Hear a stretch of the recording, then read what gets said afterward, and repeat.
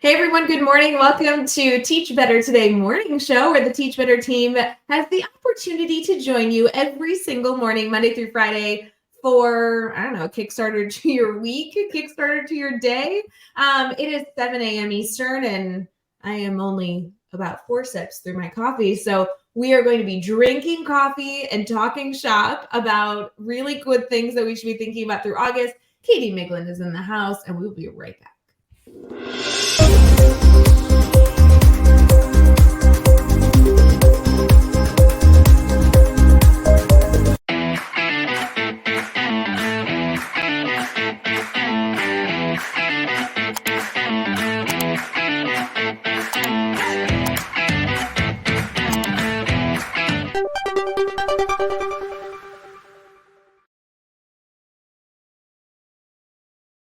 Hey everyone, welcome back to Teach Better Today morning show, where we are live every single morning at 7 a.m. Eastern.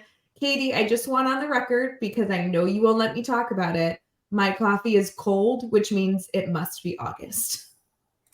Yeah, is it cold because it's its first time being cold, or have you already put it in the microwave like 3 times, like I do most days? Oh, I could do that after the show. No, it's cold. Like, I made it. I've been like trying to drink it, but keep getting distracted. And Yeah. now I have time to sit and consume my coffee. And it's like gross because it's not hot.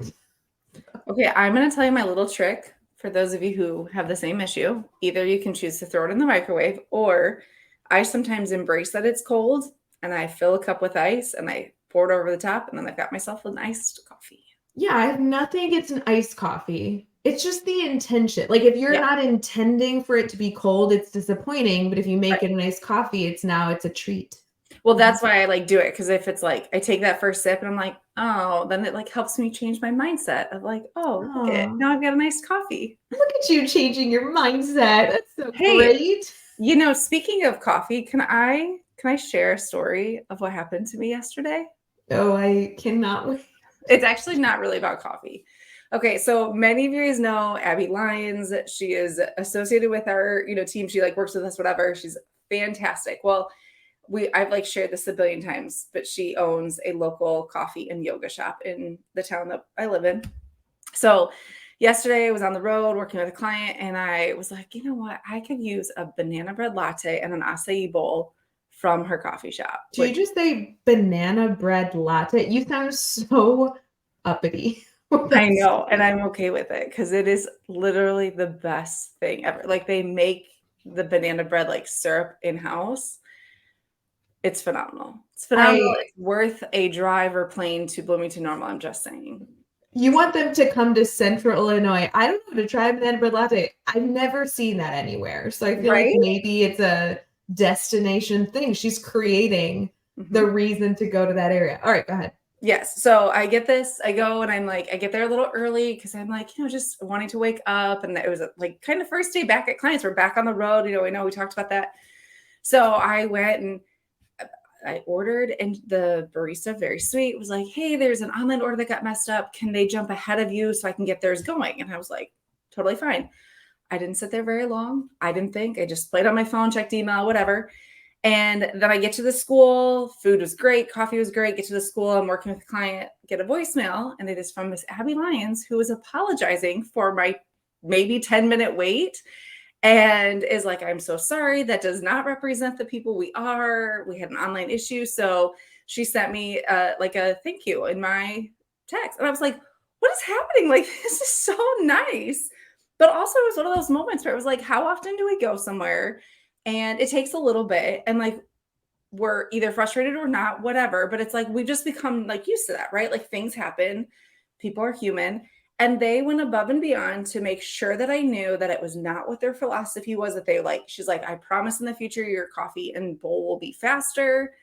And I was like, this is good business. I already think she runs a phenomenal establishment. I love the vibes. I love all of it. But to personally call a customer to say hey, sorry, you waited a few extra minutes and, here's a coffee on us.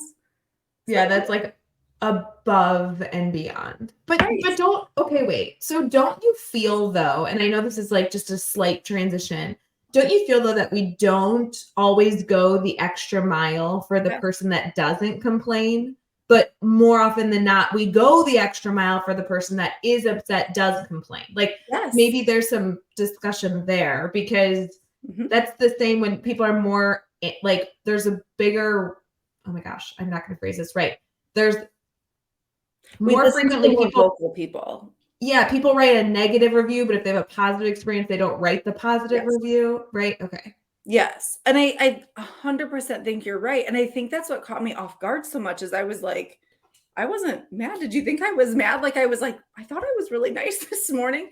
But I think you're right. It's that we just so often address, like, we're more reactive rather than proactive. And I mean, yes, Abby is one of, I'm sure, tons of business owners that have that philosophy. But I think we can take something away and apply it to what's happening in our schools and our classrooms. And even as like parents, I try really hard when I think about my kids' teachers. I try to send that positive email every once in a while, because we know that sometimes teachers only get the concerns or some of the, they get some of that negativity. So if there's opportunities for us to send some positivity, a quick thank you, it doesn't have to be anything big. But, just little things like, you had a big concert, send the music teacher a thank you for giving up their night and conducting an awesome concert. That's a great one. That's a great one. Yeah. Just little things like that, I think can really help. And as teachers, can we do that for either other staff members or volunteers that come in our classrooms, or, like the secretary or the school nurse, or just anyone to show just a little bit of appreciation? I do feel like goes a long way, because sometimes we get so bogged down in addressing concerns rather than just being grateful. Well, and I will say, and I think this is going to highlight a very poor characteristic that I am working on in myself, but I feel like I do that when I feel as though someone's doing me a favor. Yeah. But I rarely do that when I feel like, well, I'm giving my time too. So for example, like the music teacher example, I'm like, well, that's her job. And it's like, well, yeah, but actually, no, like that is still, even if it was her job, even if the volunteers chose to be there, even if the parents should have been there because it was their kid, like you can still show appreciation, even if it wasn't completely, I don't know how to phrase that. I'm sorry. I'm not good with my words. You need to drink your coffee, your I know, mildly warm coffee. But do you know what I'm saying? I feel like when I volunteer, I'm like, well, I don't need to thank the volunteers. I volunteered too. And it's like it's that idea of some things are assumed or part of, like, they're a given. Yeah. And so, but I think it's important for us to remind ourselves, especially, I know we've talked about this before on various lives, but like just where we are at in society, I think we need as much appreciation, praise, words of affirmation, all of the things as much as possible, because those are the things that are going to keep getting us through the days that are hard, or the days that are, we're exhausted. Because yes, we'll use the music teacher for an example. Like, yes, that might be a part of her contract, and yes, it's an expectation, but I'm going to guess she's got kids at home that she left, or she missed dinner, or she missed bedtimes, or whatever, so that our students, our kids could have a good night. And so all those parents could see what they've been working on. And so why not? What it takes, like I did it last year. It took 2 sentences. It was just like, thank you so much. It was an awesome night. Our daughter has loved being in your class. And it took no time out of my day, but my hope is that it made an impact on theirs. And that's all that matters, right? Yeah, I wonder if we can challenge ourselves, each other here. I'd love to hear in the comments, like, commit to sending a quick text, sending an email to somebody right now this morning, even though it's early, and just saying like, hey, this is something I saw. I really appreciate it. Even if it's something that they should be doing. Like, even if you're texting your principal bright and early in the morning to be like, hey, the staff meeting yesterday went really well. Thanks for facilitating that so well. Like, yes, they might have had to have the staff meeting, but it's still meaningful that they like did a great job for you to ensure that it was successful. So I'm trying to think of who I'm going to message. Maybe a colleague. I think I'm going to message somebody that I work with day to day. You know who was really good at this? It's still really good. Jeff. Yes. Jeff is pretty good at this. Jeff is pretty good at this, but Livia Chan is phenomenal at this. Liv is so good at this. If you have not connected with her, you have to go find her on social media. She is just like spreads joy and radiates love in all the things she does. But one thing that she is very vocal about, and if she's on a podcast or in any of her blogs, is showing appreciation when in the moment. So it's that I appreciate you, not assuming that that person just knows it, but actually sending them a message. And every time she would send me a message, it was like perfectly timed where she didn't know, but it was like, you know, those mornings where you're like, you spill your coffee, your hair looks terrible, the kids are like crazy. And you would get this message from Liv that was like, hey, Katie, I hope you have a great day. I just wanted to know, like, I'm so appreciative of all that you do with, you know, our team. And I was like, gosh, Liv, you are like, are you here? Do you see that I'm having a bad day? So again, sometimes that timing is like perfect. Even if you don't even plan that, it can really kind of turn a person's day around. So that's our challenge. I know it's on the end of the episode, but our challenge is send an email, a text, a letter. You could write a little post-it and put it in someone's mailbox, but find a way to bring some positivity to someone else by showing how appreciative you are of them. So does that mean this episode's over because we already did the challenge? Or should we still do the team talk section? We should probably do the team talk. People probably want some meat and potatoes in this. Oh, this is the meat and potatoes. But here's the deal. Can I have meat, potatoes, and hot coffee? Can someone come over to my house for just a minute and heat up my coffee? Like, I don't see what the big deal is. You're a mess. We'll be right back.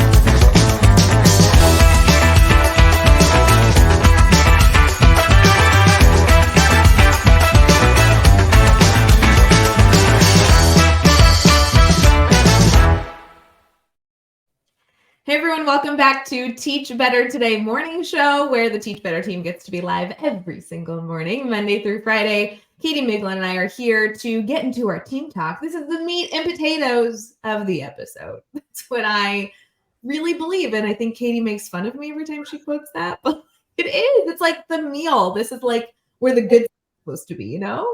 It is, but I just now realized, what if you're vegetarian? Okay.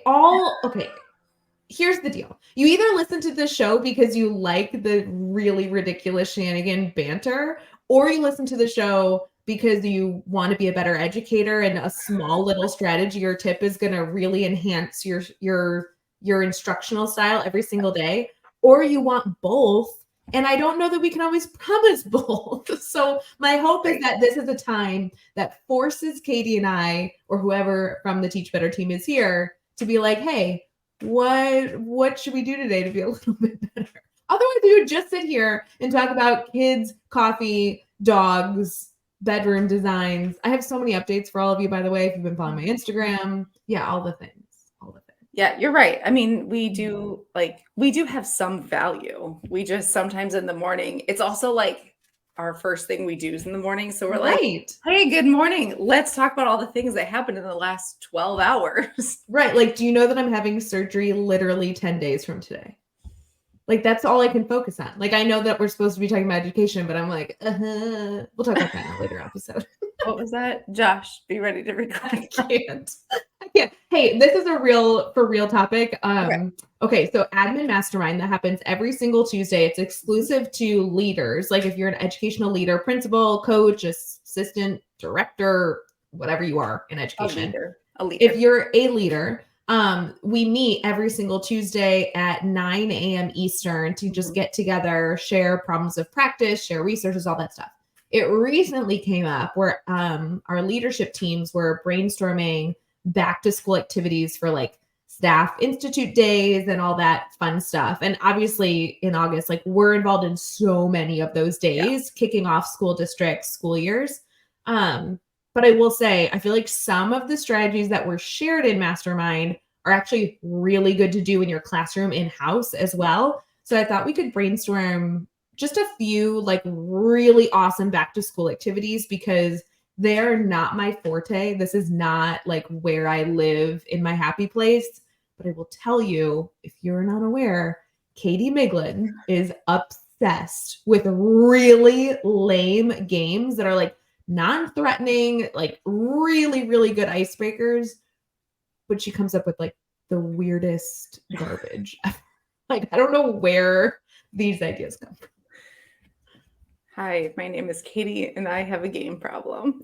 You do. And it's like not like you're a board game person. Like, I don't know No. you as somebody who's like, hey, it's Tuesday night, let's play cards. But you are addicted to like short, like goofy game. I don't know how to describe it. Like, these are not games that are going to take like an entire, month to organize. No. You just are great at these. And for those of you who have been around for a while, we did like a Teach Better team retreat where we brought our whole like staff together, and Katie like sprinkled in these really weird minute to win it games, and it was the highlight of the retreat. Like, it just was. Well, okay, so I want to kind of be like fully transparent. I'm not a competitive person. I like games, I like sports, I like all the things, but if you're someone that's like, but I'm not competitive, that's not my jam. I'm not either, which is why I like making them ridiculous, because at the end of the day, everyone's laughing. And while some people are like cutthroat wanting to win, most people are like, this is ridiculous, but I don't care, But that's what I like games where people can be competitive because it takes a skill or strategy is like a turnoff to me. Right. Versus I feel like the games that you have designed where I've been forced to participate they're like so outrageous. You can't have any skill to be good at them. Like, it's just luck of the draw, or like, I don't know. So I'm not saying that you have to pull all. I know you did these in your classroom, and I know that you've done them in other situations, but whether you're a leader who's trying to bring this into your next staff meeting, which literally could be like a month from now, you don't do this at the beginning of the year, or you're a teacher, whether you've started or not, getting your students to engage with one another is a huge plus. So even if you've been in school for like 4 weeks, you can still do these types of activities. Mm-hmm. Yeah, so totally agree. And what's funny is that I sometimes personally struggled in my classroom because I would get so focused on the things that had to be done. Mm-hmm. And so a shout out to my team that I worked with. Oh, hey, Alfie. Yeah, shout out. If you're listening on Teach Better Talk right now, my dogs decided to join the live stream. I apologize. But shout out to the team I worked with. We all had very similar mindset, and that we wanted a day. We typically did it after that first week of school, kind of the like dust had settled. But we had a day where we just like did these fun games for like an hour, and it was so fun. But the things that we kind of focused on, without like getting too in detail, is it was things that did not have to be competitive. It was, like you had to have no skill, no talent, no intelligence of a certain level. It was like, if it was trivia, it was like literally completely random trivia that like, sure, someone might know, but someone else may not.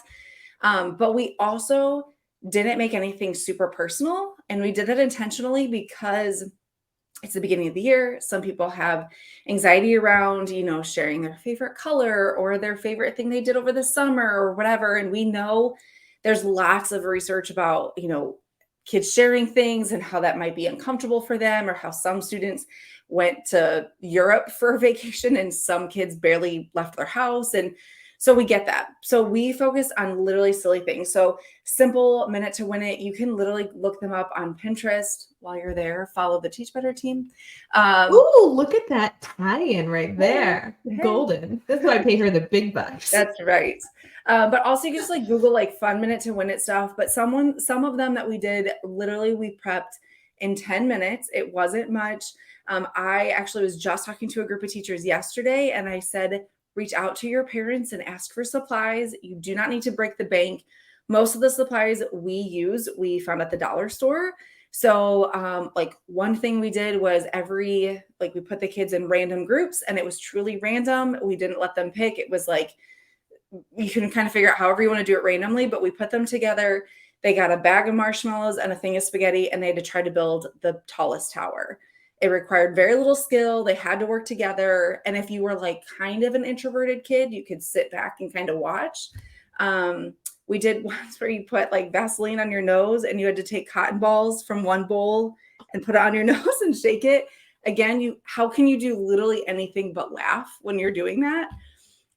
Tossing balloons in the air, who can keep the balloons up the longest. Like, I like the one you did one where people had to sit and have cups on their head and we had to throw pom-poms in. Yep. You could only throw one pom-pom at a time, but I grabbed a handful and just tried to chuck them. She's a cheater. That's definitely true. And by the way, I still didn't get any in because pom-poms are really hard to throw, in case you're curious. Right, like the little like craft pom-poms.